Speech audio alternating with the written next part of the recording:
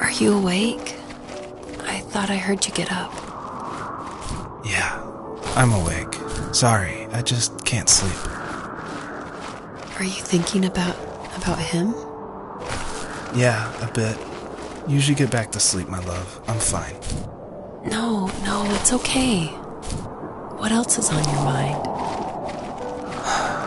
I don't know. It seems weird, but I had one of the most vivid dreams of my life. I saw a fox on a snowy mountain, just looking confused and worried. Those eyes. I can't get those eyes out of my head. She was running in the windy snow, looking for something. Do you think it has to do with you and what's been going on? I don't know. It was just a dream, Rachel. They're not meant to make sense. A lot's happened the past couple days, that's all. Well, if you're not going to sleep anyway, you should tell me. I want to hear. All right. So, not far from her home, she followed that path to something unexpected.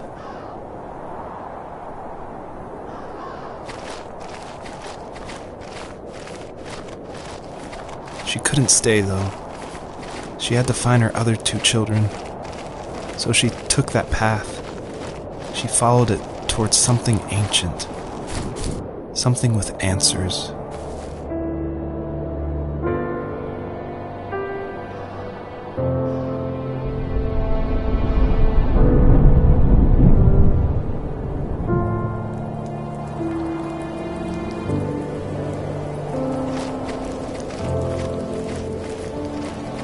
The fox looked high and low, searching for any sign of her cubs. Points of light showed the way to this ancient tree. It was as if each one had a story to tell, all their own. The land was trying to tell my story, too. I felt like I was right behind her the whole time.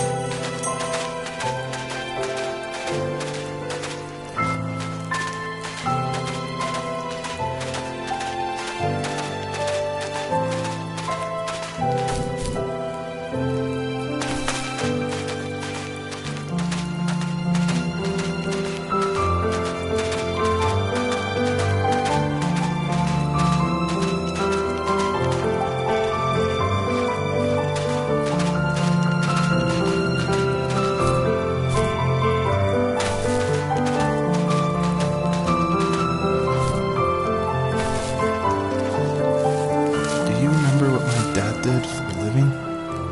Wasn't he like a lumberjack? That's one way of putting it. If wood was a canvas, then a carving knife was his paintbrush. Even after working a 50-hour week, even after his hands were more splinters than skin, he would bring home the nicest piece of Alaskan weeping cedar and make me toys. That wooden train was the first toy I can remember, and I loved it. I just knew from a young age I was going to be a lumberjack, like my father.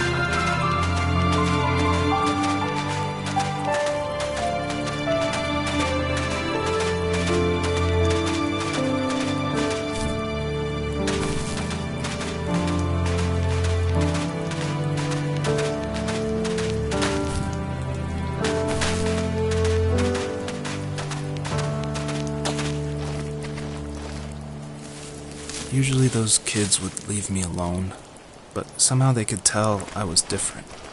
They made fun of how far away I lived. They called my dad sourdough. I was a blabbermouth as a kid, telling my dad stories I made up for hours. But after that show and tell, I didn't tell him much anymore. He didn't know exactly what was wrong, but his best guess was that the toys he carved weren't cool enough. He carved me a tank and tried to tell me what it was like to be in a real tank as a serviceman. I didn't know your dad was in the military. Yeah, in the army. The sad thing is that I'd pretty much forgotten until just now. There's so much I still don't know about him. I'm sorry. He knows how much you love him. You're going to see him again soon and have some closure, I'm sure.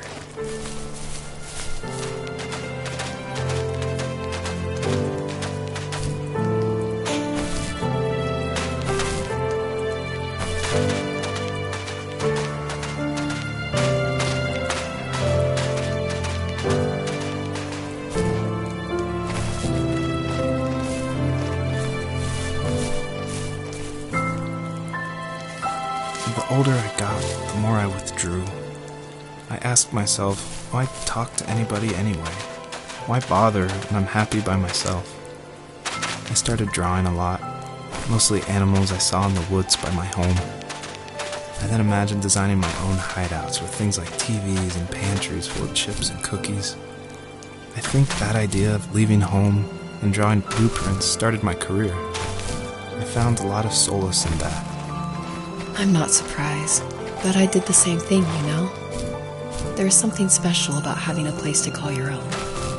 And now look at us. Well, if you count renting in an overpriced city. It's as close as we can get for now.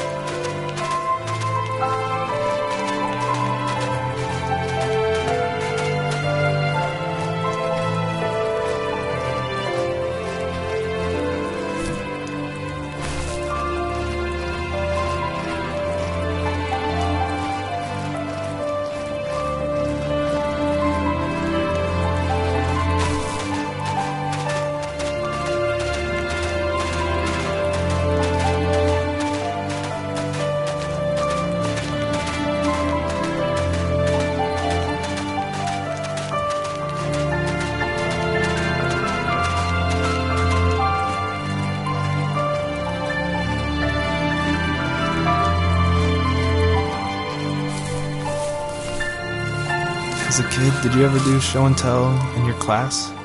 Yeah, I think I only did it once, when I was in the 4th grade. You know how my life was around then. I wanted to show my class what helped pass the time and distracted me, so I brought a dozen paper cranes I had made. I think I told everyone how badly I wanted to be a bird and fly, embarrassingly enough. Don't be embarrassed. Every kid wants to fly. For me, it was another toy from my dad, a wooden boat. I remember guarding it so carefully in my hands as I walked into class. When I sat down, a group of boys immediately made fun of it. They asked which trash can I found it in, or why an ugly log was my favorite toy. When I got up, I didn't even want to tell them my dad had carved it. I said it was a joke gift my friends had given me. Kids can be so cruel. Some of them are. I shouldn't have let them get to me, but it did. It's amazing we bounced back at all.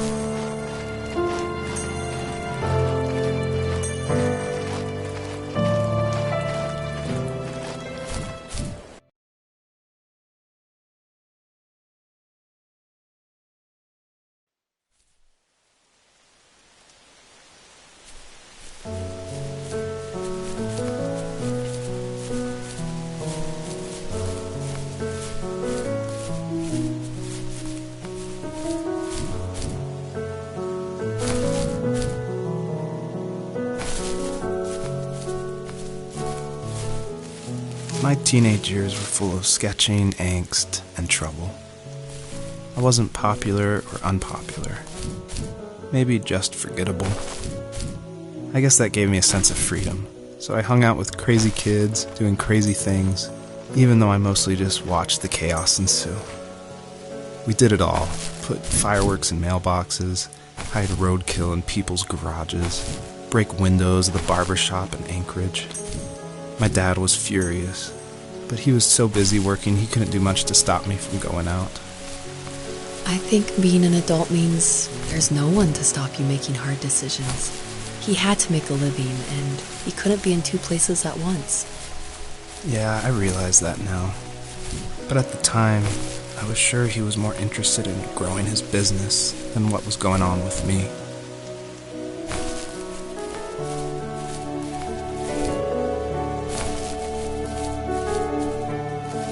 He was working another late night, and my friends were over, saying how bored they were and how they had come all the way out to my house for nothing. One of them mentioned how that old, ugly beyond belief truck was still in the garage, and how we should take it for a spin. I was only 15, so I kind of fought it for a while. The next thing I knew, we were careening around the mountain path, rocks spitting onto the sides of the cliff, while my dad's cringeworthy bluegrass blared out the speakers. I drove while my friends were in the back of that yellow and purple truck, throwing beer bottles and trash at anything remotely interesting. Felt like I was soaring in the air with borrowed wings. But all good things have endings. A cop outside of Eagle River pulled us over after he saw us in a bottle rocket into someone's yard. What followed was a long night of talking to disappointed adults and feeling smaller than ever.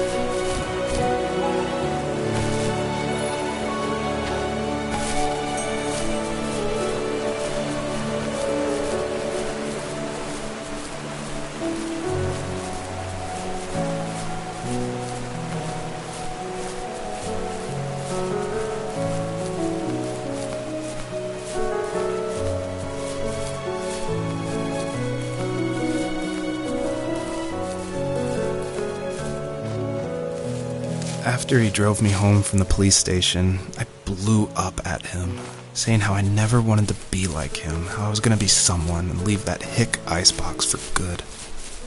He just looked forward at the road with tired eyes. I took out that bluegrass tape from the cassette deck and chucked it out the window. In my sage teenage wisdom, I thought I had proved the ultimate point. But my dad had a different idea. He slammed the brakes, slowly bowed his head while gripping the steering wheel, and finally looked at me.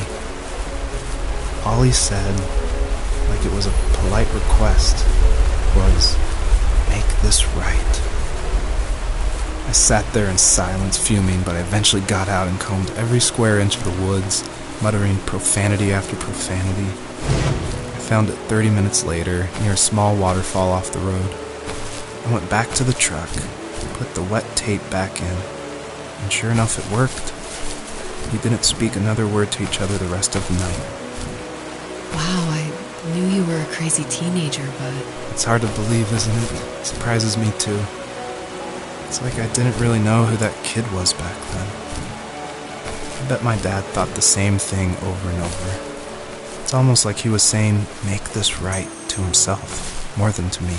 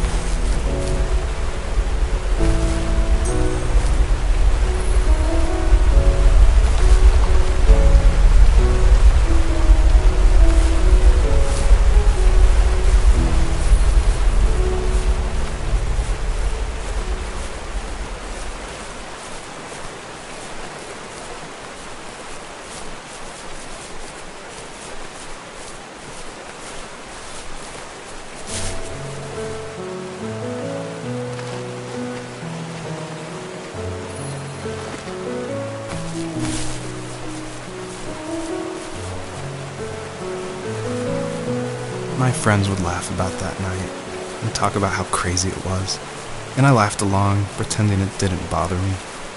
But it did. I imagined my friends growing old in the bush, unable to find that thrill in those godforsaken ice fields. It's like those mountains were a literal wall, keeping me from leaving, where all I would have to look forward to are lumber yards and evening beers. I had to climb over. That was my only goal for a long time.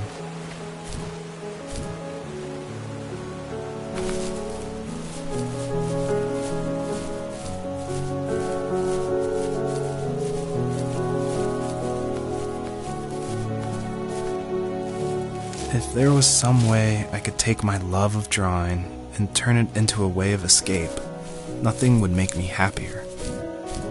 I wanted to create instead of tearing trees down. I wanted to move to the lower 48, not because I hated it there in Alaska, but I hated the idea of it. It's like all of that spite inside me had created this monster which followed me around my whole teenage years. I put so much energy into doing what others didn't expect of me. Why did I do that? You're forgetting, though. If you didn't have that fire in you, we probably would have never met. You're absolutely right. Maybe the destination is all that matters in the end. But then why am I awake? Why am I seeing this fox go on her journey? And why can't I stop thinking about my dad?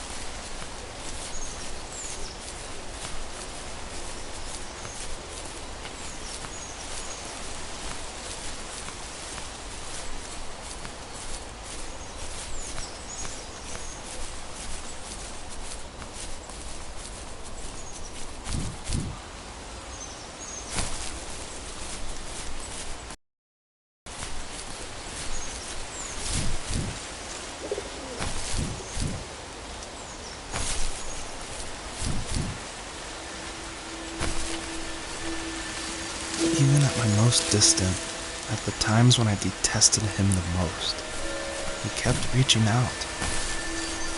For a year straight, he asked me every week when we were going camping.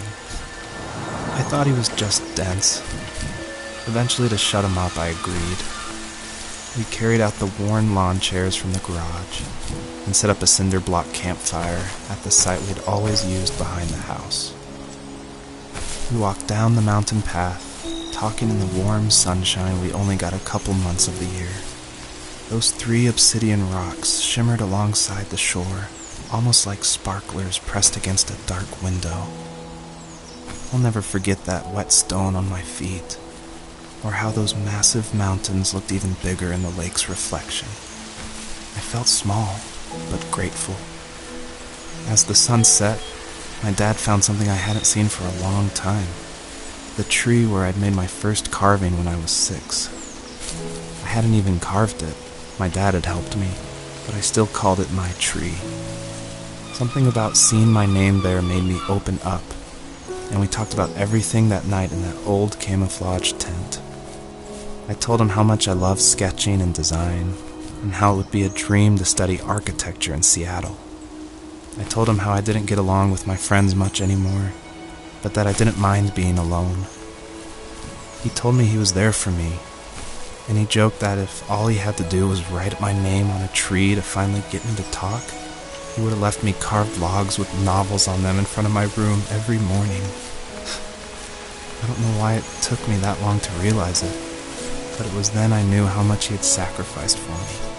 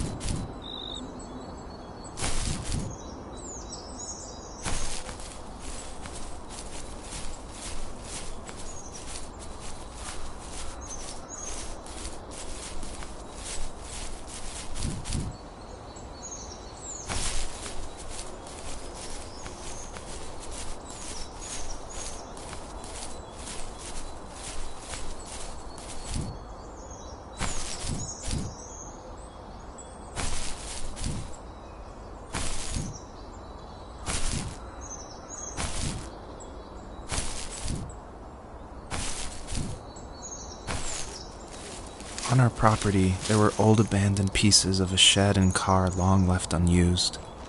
I used to ask him all the time who those people were that left all this junk, and I'm sure he got so tired of hearing it that he made up some elaborate stories how a brown bear ate them and haunted the woods afterwards.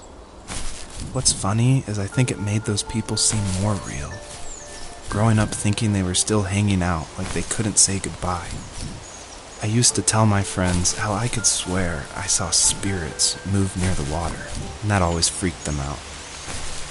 I guess it didn't bother me, because the way I saw it, they were normal people with old cars and sheds, just trying to figure out how to survive and be happy in the middle of nowhere. It was a cool thought that they didn't want to leave, but you know, I was a weird kid. Well, you had good company since those ghosts like living in a place where they were brutally devoured.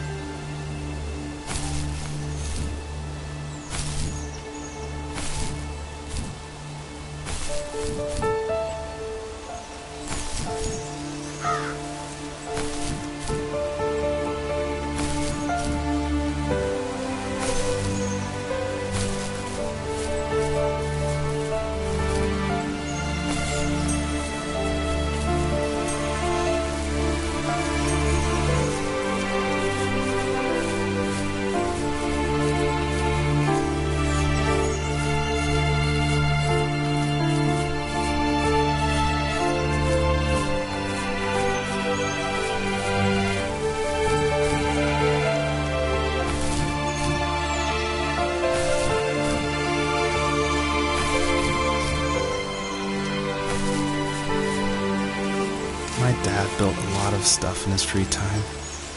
If he wasn't watching fly fishing or reading Tom Clancy novels, he was carving something. He made tons of birdhouses. Not that he was into bird watching, but I think he really missed working and adding on to the home. If he couldn't afford the time to build onto our own house, he would have to settle with watching birds move into their little homes. We kept an old mattress in the bed of that ugly yellow truck, so we would drive it deep into the woods and then watch the birds fly into their houses while the sun set. Usually it was accompanied by venison jerky or a cold Coke, but not a lot of talking, which is how we both liked it.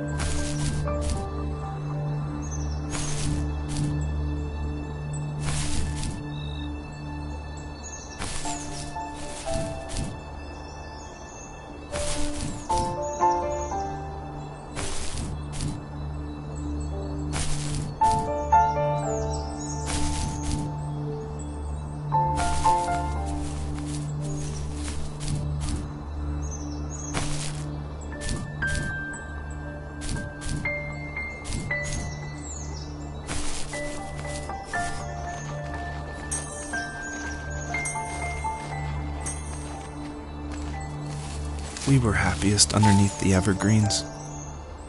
We decided it was time to finally map out the hundreds of acres we lived on just to pass the time during the summer. He was only free in the evenings, so I would spend the day wasting time on dial-up internet and sketching, and then we would rush into the woods, pen and map in hand, before evening fell. Sometimes the aurora borealis would cast a cold green glow on the mountainside, and we would finish our route underneath a twilight sky.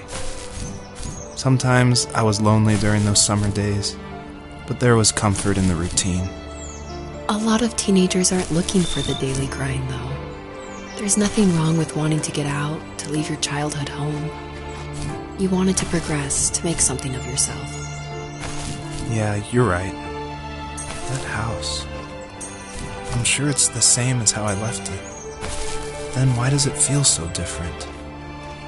I doubt you're the only adult to have looked back and asked that question.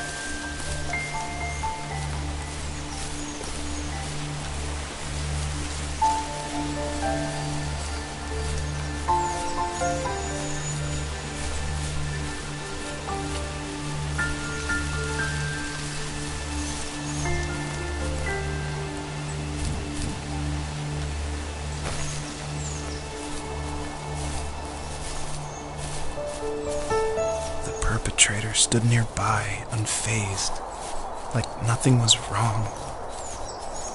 My dad is dead, and he's never coming back, Rachel. I can tell you these stories, but I can never reminisce with him again. He can never hold a grandchild that we'll probably never be able to have. I can never talk to him again, and I'll never be able to say I'm sorry for everything.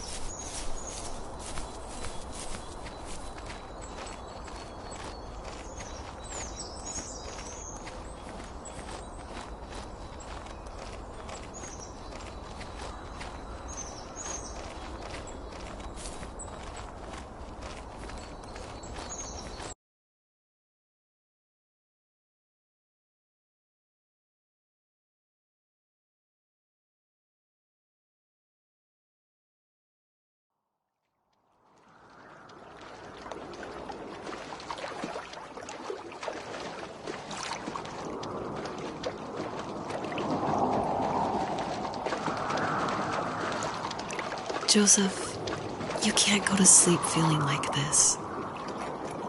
I'm sorry for everything, and I know you need space, but I'm here for you. You don't need to feel so lost. Joseph, have I ever told you what my mother was like?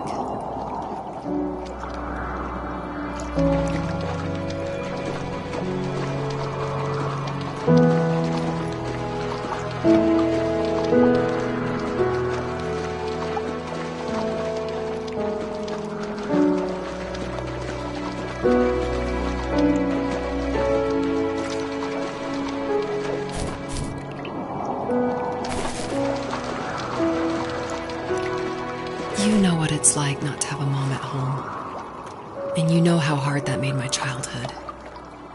What helped me was watching the birds in the morning before the school bus came. I thought that my mother was one of those birds, and it made me want to be free like her. My mom taught me how to fold origami cranes while she was in the hospital. So I told myself I would fold one every day until I could fly myself. I think we both have always loved animals, and for me that love started with a dog. Sometimes this Rottweiler would come up to our property line and wait at the fence for me, but only once in a while. I was sure to check every day immediately after school, and it usually ended in disappointment. I would even steal money from my passed-out dad just so I could buy these off-brand dog biscuits. Even when she did stop by, she never went beyond the fence. Why was she so scared? I think my dad was the opposite of your dad in almost every way, except he was in the military as well. He coped with alcohol of every kind. The trailer started falling apart, he got angry, and I withdrew. More and more I became the weird, quiet kid who made lots of origami birds and carried dog biscuits around. I think we were pretty similar when it came to being the weird kids. And that same sincerity in college was one of the reasons I was so drawn to you.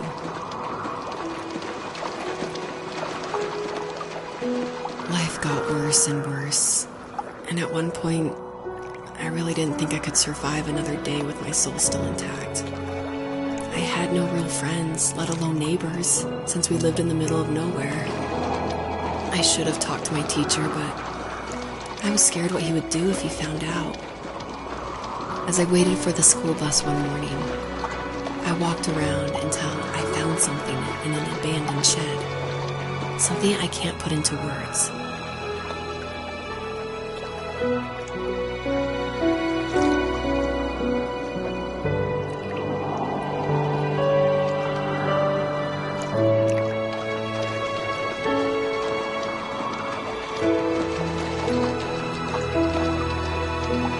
I summoned courage I didn't know I had, and I broke into my dad's room and found the key to the shed where he had locked my bike. I'll never forget that feeling of the wind rushing by my ears as the sun rose over fields of wheat. I was flying for the first time. I biked as far as my legs could take me until I found a house that felt friendly, and that felt like home. Those strangers helped me in so many ways. And if it wasn't for them, I wouldn't have found my foster family. And if it wasn't for my parents, I wouldn't have met you.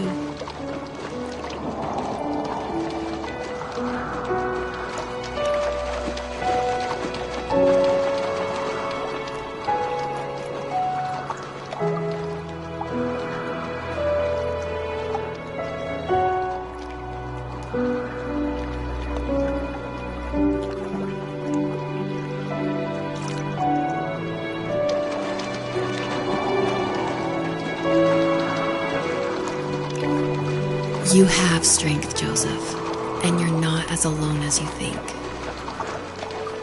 It's all just so pointless. Just waiting for life to happen. It's like having the home I always wanted is cursed out of my reach. The thought of being a parent myself. How could I do that when I couldn't even be a good son? I'm sorry. I know what you're saying. I just don't know how things will work out. These quiet hours will turn into years. We'll wonder which roads passed us by. Then we'll forge a new road together. Besides, I discovered for myself that one fateful morning where any hopeful road leads to. There may be thorns and mist, but it always leads to the same thing. And what's that? Family. I'm so glad that you're part of my family, Rachel. And I'm glad you're part of mine.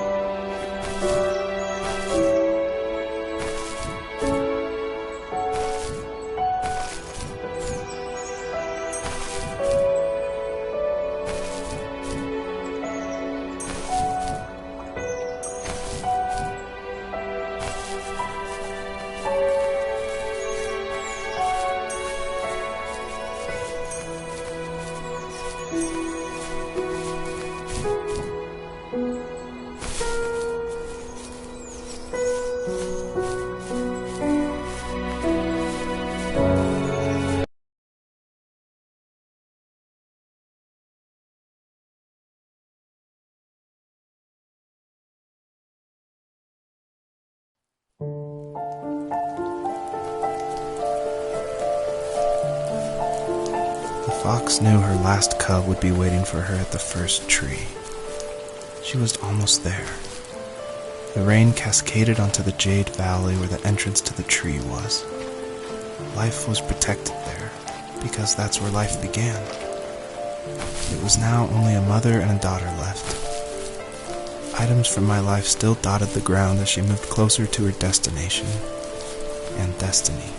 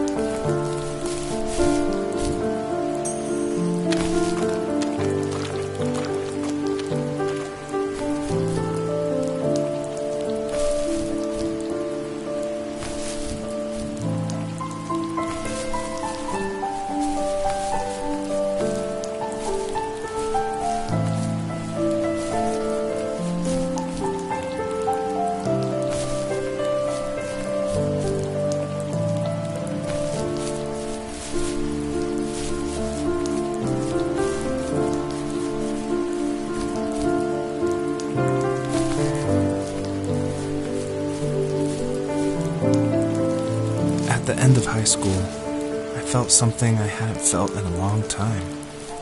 Drive. I looked into the best architecture schools on the West Coast, then got a dose of reality when looking at other students' portfolios and the high cost of tuition. I still wanted to be something, to be the next Alvaro Siza, and to make those thousands of sketches worth something in my grand history. But now even an internship sounds impossible.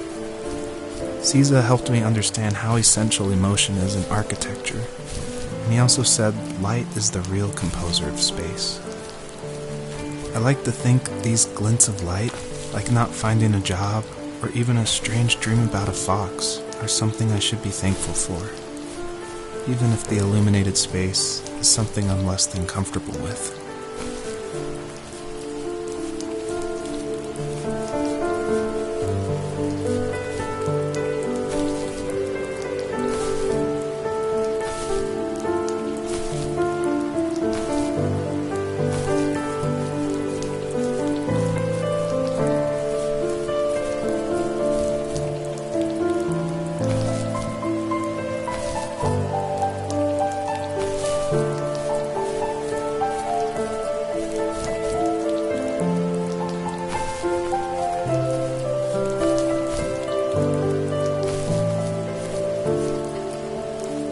My dad was super supportive of my college plans, to a point. Things were okay until this terrible accident happened. I guess a forklift flipped over due to a bad axle, and it crushed one of the workers there. My dad didn't eat for days, even though he wasn't directly involved. It devastated him. Not only did it hurt the business, but it just freaked him out. He would talk in his sleep, firing people and saying sorry. One fateful day he approached me, said that since my school search wasn't going well, I should finally be a man and take over the family business. He said one day he was going to die, and that all of his work, sacrifice, and even that man's life would be wasted in vain. I just lost it. Teenage me just exploded at the thought. I screwed up. I said things I shouldn't have. He was having a crisis, and I pretty much spit in his face.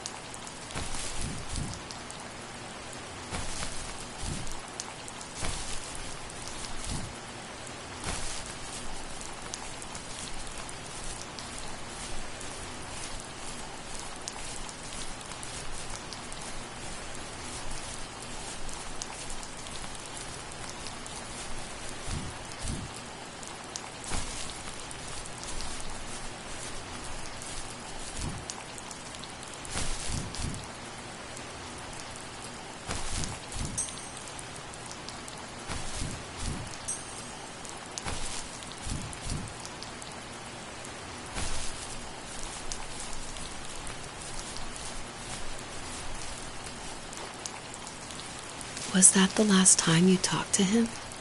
No, I called on holidays, and he would call on my birthday.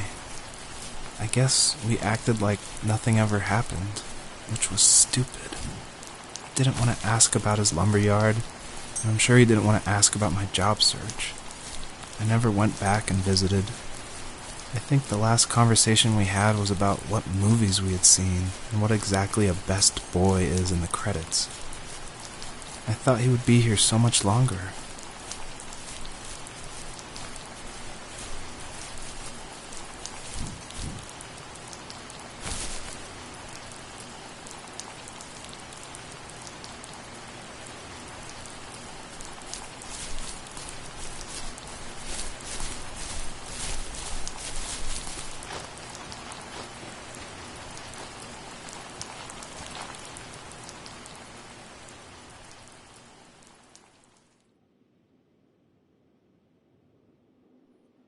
In the distance, the first tree illuminated the wasteland.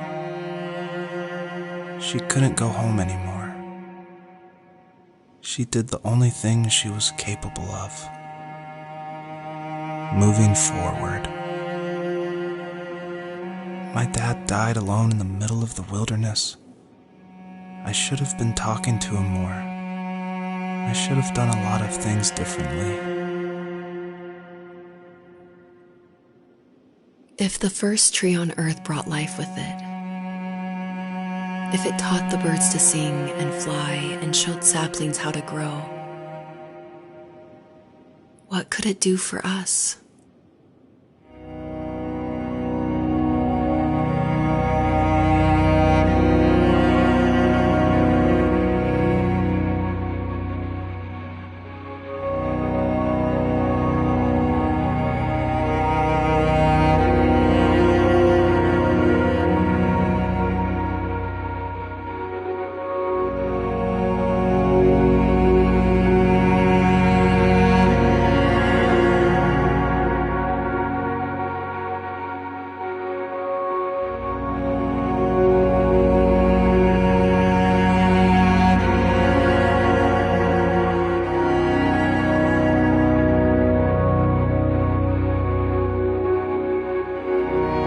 There was a letter I received yesterday from a name I didn't recognize, with a quote I can't stop thinking about.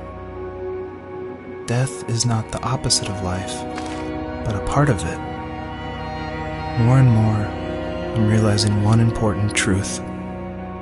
Each of us have our own journey to the first tree, but sometimes I'm not sure I'm ready to take that first step. You already have my love.